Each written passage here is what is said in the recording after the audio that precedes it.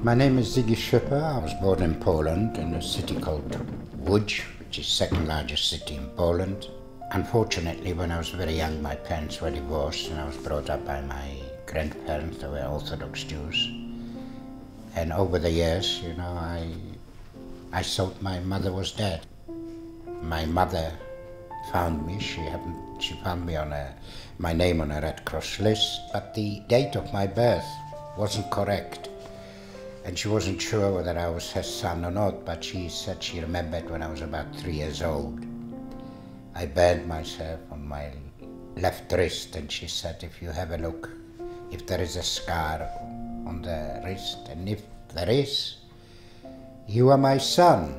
And I had a look, and I looked at my friends that brought me that letter, and I said, you know, for 11 years I thought my mother was dead, but she wasn't. She was living in England, and of course she said if I'm her son, she would like me to come and live with her. And I came to this country, to England, in November 1946.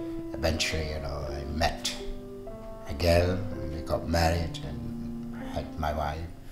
After 2 years marriage, my first daughter was born, and a few years later my second daughter. Today I've got 2 daughters, 6 grandchildren. And I cannot tell you what a wonderful life I had.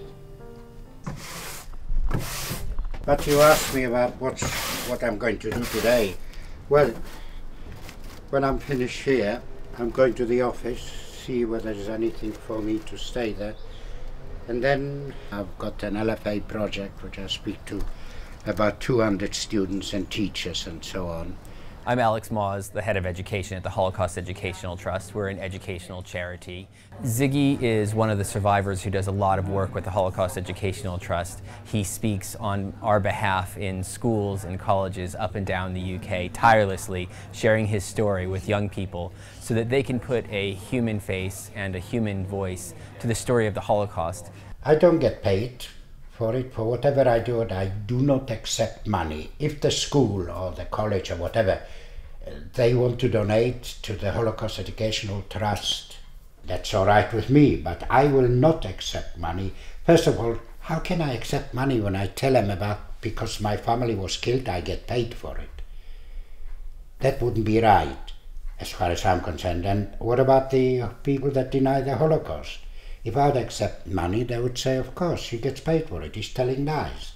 But I enjoy every minute of it because I feel I'm doing something worthwhile. I'm talking to young people, and after all, young people are the most important people to speak to.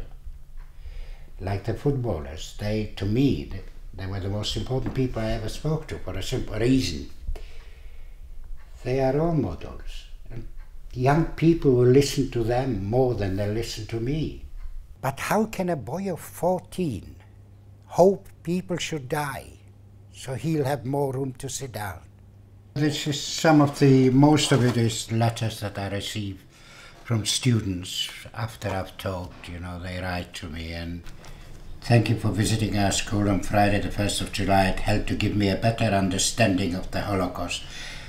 Your devastating story made our hearts sink. No one could say what it was like unless they were actually there. But we are lucky that people like you are still here to tell the story. Thank you for sharing your story from Rebecca. I never have a problem of reliving my past because I get such, I don't know how to describe it, like a payment for it, you know, when I'm standing talking for over an hour to students and you can hear a pin drop, then I can see that they've understood what I'm trying to say. And especially when I say about hatred and prejudice, and then they come to me, even after I've talked, and they say to me, you are absolutely right. Why do I hate? When people like you, what you went through, and you don't even hate the German people. So this is my payment. I feel that I've done something good. I know not everybody will remember it, but some will.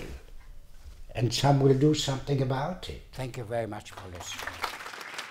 People, when they meet Ziggy, are always blown away by the fact that someone who endured some of the most horrific human experiences that anyone could ever imagine is such a warm, friendly, positive, and incredibly heartwarming person today. And the fact that in spite of everything that he's been through, he goes around the country telling young people not to hate one another is quite remarkable. When I get home, I'll sit down, I'll have a coffee, I'll sit down in the armchair, switch on the television and fall asleep. It's a good job, isn't it?